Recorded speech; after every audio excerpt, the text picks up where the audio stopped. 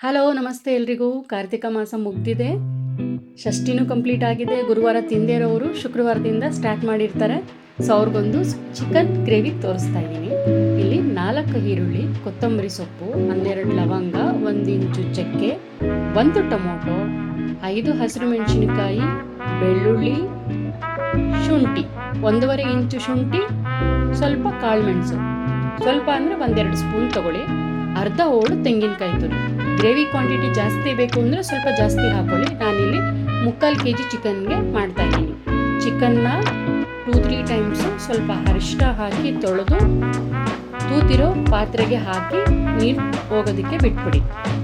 Next ಅದಾದಮೇಲೆ ಒಂದು ಬಾಣಲಿ ಅಥವಾ ಕುಕ್ಕರು ಏನಾದರೂ ಹಾಕ್ಬೋದು, ಒಂದು ಪಾತ್ರೆ ಇಟ್ಕೊಳ್ಳಿ. ಅದಕ್ಕೆ 4 ಸ್ಪೂನು ಎಣ್ಣೆ ಹಾಕ್ಕೊಳ್ಳಿ. 3-4 ಸ್ಪೂನ್ ಎಣ್ಣೆ ಹಾಕ್ಕೊಳ್ಳಿ. ಎಣ್ಣೆ ಹಾಕ್ಕೊಂಡು ಎಣ್ಣೆ ಸ್ವಲ್ಪ ಬಿಸಿ ಆದಮೇಲೆ ಅದಕ್ಕೆ 1 ಅಥವಾ ಅರ್ಧ ಈರುಳ್ಳಿನ ಕಟ್ ಮಾಡಿ ಸೇರಿಸ್ಕೊಳ್ಳಿ. ಯಾರಿಗಾದ್ರೂ ಗ್ರೇವಿ ಬೇಡ ನಮಗೆ, ಅದೇ ಸ್ವಲ್ಪ ಡ್ರೈ ಥರ ಮಾಡ್ಕೋತೀವಿ ಅಂತಂದರೆ ನೀವು 1 ಈರುಳ್ಳಿನ ಫುಲ್ ಕಟ್ ಮಾಡಿ ಸಣ್ಣ ಕಟ್ ಮಾಡಿ ಹಾಕ್ಕೊಂಡ್ರೆ, 1 ಟೊಮೊಟೊ ಹಾಕಿದ್ರೆ ನೆಕ್ಸ್ಟ್ ಹೇಳ್ತೀನಿ ಯಾವ ಟೆಕ್ಸ್ಚರಲ್ಲಿ ಅದು ರೆಡಿ ಟು ಈಟ್ ಆಗುತ್ತೆ ಅಂತ. ನೆಕ್ಸ್ಟು ಸ್ವಲ್ಪ ಅರಿಶಿನ ಹಾಕಿ 1 ಅರ್ಧ ಟೊಮೊಟೊ ಹಾಕಿ ಚೆನ್ನಾಗಿ ಎಣ್ಣೆಯಲ್ಲಿ ಫ್ರೈ ಮಾಡ್ಕೊಳ್ಳಿ.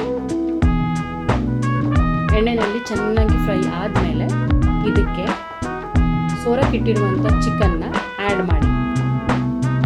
ಮಾಡಿ ಚೆನ್ನಾಗಿ ತಿರುಗಿಸ್ಕೊಳ್ಳಿ.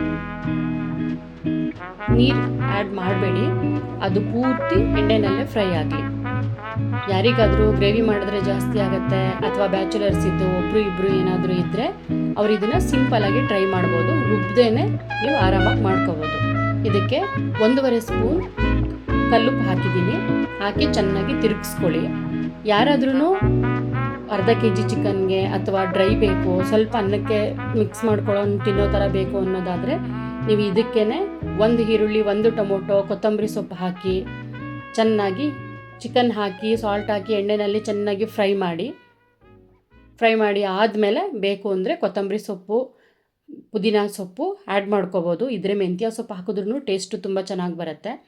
ಚೆನ್ನಾಗಿ ಫ್ರೈ ಮಾಡಿ ಮಟನ್ ಸಾಂಬಾರು ಪೌಡರ್ ಇಲ್ಲಾಂದರೆ 1 ಸ್ಪೂನ್ ಧನಿಯಾ ಪುಡಿಗೆ 2 ಸ್ಪೂನ್ ಅಚ್ಕಾರದ ಪುಡಿ ಹಾಕ್ಕೊಂಡು ಚೆನ್ನಾಗಿ ತಿರುಗಿಸಿದ್ರೆ, ಚೆನ್ನಾಗಿ ಬೇಯಿಸ್ಕೊಂಡ್ರೆ ಸಖತ್ತಾಗಿರುತ್ತೆ. ಅದೇ ಗ್ರೇವಿಲಿ ನೀವು ಡ್ರೈ ಥರನೂ ಆಗುತ್ತೆ, ಅನ್ನನೂ ತಿನ್ಬೋದು, ಚಪಾತಿನೂ ತಿನ್ಬೋದು, ತುಂಬ ಚೆನ್ನಾಗಿರುತ್ತೆ. ಈಗ ನಾನಿಲ್ಲಿ ಚೆನ್ನಾಗಿ ಫ್ರೈ ಆದಮೇಲೆ 1 ಸ್ಪೂನ್ ಧನಿಯಾ ಪುಡಿ ಹಾಕಿದ್ದೀನಿ, 2 ಸ್ಪೂನ್ ಅಚ್ಕಾರದ ಪುಡಿ ಹಾಕಿದ್ದೀನಿ. ಅಚ್ಕಾರದ ಪುಡಿ ಧನಿಯಾ ಪುಡಿ ಇಲ್ಲ ಅಂದರೆ ಮಟನ್ ಸಾಂಬಾರು ಪುಡಿ ಮಿಕ್ಸ್ ಮಾಡ್ಕೊಳ್ಳಿ. ಹಾಕಿ ಚೆನ್ನಾಗಿ ಫ್ರೈ ಮಾಡಿ. ಯಾವ ರೀತಿ ಫ್ರೈ ಆಗಬೇಕು ಅಂದರೆ ಎಣ್ಣೆಯಲ್ಲಿ ಆ ಮಸಾಲೆ ಎಲ್ಲ ಚಿಕನ್ಗೆ ಹಿಡ್ಕೋಬೇಕು. ಸಾಮಾನ್ಯವಾಗಿ ರುಬ್ಬೋದಕ್ಕೆ ನಾವು ಮಸಾಲಾನ ಹಾಕೋತೀವಿ, ಮಟನ್ ಸಾಂಬಾರು ಪುಡಿ ಏನಾದರೂ ಆದರೆ ನಾನು ಜಾಸ್ತಿ ಎಣ್ಣೆನಲ್ಲೇ ಫ್ರೈ ಮಾಡ್ತೀನಿ. ಆಗ ರುಚಿ ತುಂಬ ಚೆನ್ನಾಗಿ ಬರುತ್ತೆ ಅಂತ.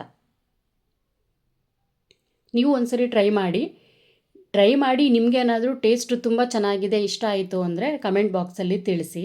ಹಾಗೆ ನೀವು ಇನ್ಯಾವ ರೀತಿ ಏನಾದರೂ ಮಾಡ್ತೀರಾ, ಚಿಕನ್ ಗ್ರೇವಿ ತುಂಬ ಚೆನ್ನಾಗಿ ಬರುತ್ತೆ ಅನ್ನೋದಾದರೆ ನನ್ನ ಕಮೆಂಟಲ್ಲಿ ಲಿಂಕ್ ಹಾಕಿ ನಾನು ಕೂಡ ನೋಡಿ ಟ್ರೈ ಮಾಡಿ ನಿಮಗೆ ಕಮೆಂಟಲ್ಲಿ ತಿಳಿಸ್ತೀನಿ ಹೇಗೆ ಬಂತು ಅಂತ. ನೆಕ್ಸ್ಟು ರುಬ್ಬಿಟ್ಕೊಂಡಿರೋ ಮಸಾಲೆನ ಇದಕ್ಕೆ ಹಾಕಿ ಸ್ಟಾರ್ಟಿಂಗಲ್ಲಿ ನೀರು ಆ್ಯಡ್ ಮಾಡೋಕ್ಕೆ ಹೋಗ್ಬಿಡಿ. ಅದನ್ನು ಚೆನ್ನಾಗಿ ಎಣ್ಣೆಯಲ್ಲಿ ತಿರುಗಿಸ್ಕೊಳ್ಳಿ. ಚೆನ್ನಾಗಿ ಎಣ್ಣೆಯಲ್ಲಿ ಮಿಕ್ಸ್ ಆದಮೇಲೆ ಆ ಜಾರ್ಗಲ್ಲಿ ಅಂಟ್ಕೊಂಡಿರೋ ಮಸಾಲೆನೆಲ್ಲ ಸ್ವಲ್ಪ ನೀರು ಹಾಕಿ ಆಮೇಲೆ ಅದಕ್ಕೆ ಮಿಕ್ಸ್ ಮಾಡ್ಕೊಳ್ಳಿ. ನೋಡಿ, ಫುಲ್ ಮಸಾಲೆ ಎಲ್ಲ ಮಿಕ್ಸ್ ಆಗಿದೆ. ಇವಾಗ ನಾನು ನೀರು ಆ್ಯಡ್ ಮಾಡ್ತಾಯಿದ್ದೀನಿ. ಇದಕ್ಕೆ ಜಾರಲ್ಲಿ ರುಬ್ಬಿಟ್ಕೊಂಡಿರ್ತೀವಲ್ಲ ಅದನ್ನೇ ನೀಟಾಗಿ ಸ್ವಲ್ಪ ನೀರು ಹಾಕ್ಕೊಳ್ಳಿ. ಜಾಸ್ತಿ ನೀರು ಹಾಕಬೇಡಿ, ತುಂಬ ತೆಳುವಾದರೆ ನಾವು ಇದಕ್ಕೆಲ್ಲ ತಿನ್ನೋಕ್ಕಾಗಲ್ಲ. ಗ್ರೇವಿ ಟೈಟ್ ಥರ ಇದ್ದರೆ ಅದನ್ನು ಬಿರಿಯಾನಿಗೆ, ದೋಸೆ, ಇಡ್ಲಿ, ಚಪಾತಿ, ರೊಟ್ಟಿ ಯಾವುದಕ್ಕೆ ಬೇಕಾದರೂ ಕಾಂಬಿನೇಷನ್ ಮಾಡ್ಕೋಬೋದು. ನಾನಿವತ್ತು ಬಿರಿಯಾನಿ ಜೊತೆ ಕಾಂಬಿನೇಷನ್ ಮಾಡಿದ್ದೀನಿ. ಬೆಳಗ್ಗೆ ಬಿರಿಯಾನಿಗೆ, ರಾತ್ರಿ ಚಪಾತಿಗೆ. ನೋಡಿ, ಇಷ್ಟು ಕನ್ಸಿಸ್ಟೆನ್ಸಿಯಲ್ಲಿ ಬಂದರೆ ಸಾಕಾಗುತ್ತೆ. ನೀವು ನೋಡಿದ್ರೆ ಗೊತ್ತಾಗುತ್ತೆ. ನೋಡಿ, ಚೆನ್ನಾಗಿ ಬೇಯ್ತಾ ಇದೆ. ಈಗ ನೋಡಿ, ಬಿರಿಯಾನಿನೂ ರೆಡಿ ಆಗ್ತಾಯಿದೆ. ಬಿರಿಯಾನಿಗೆ ನಾನು ಯಾವುದೇ ರೀತಿ ಪೌಡರ್ಸ್ ಯೂಸ್ ಮಾಡಿಲ್ಲ, ಸಿಂಪಲ್ಲಾಗಿ ಬಿರಿಯಾನಿ ಮಾಡಿದ್ದೀನಿ. ಈಗ 2 ರೆಡಿ ಇದೆ, ಬಡಿಸ್ತಾ ಇದ್ದೀನಿ.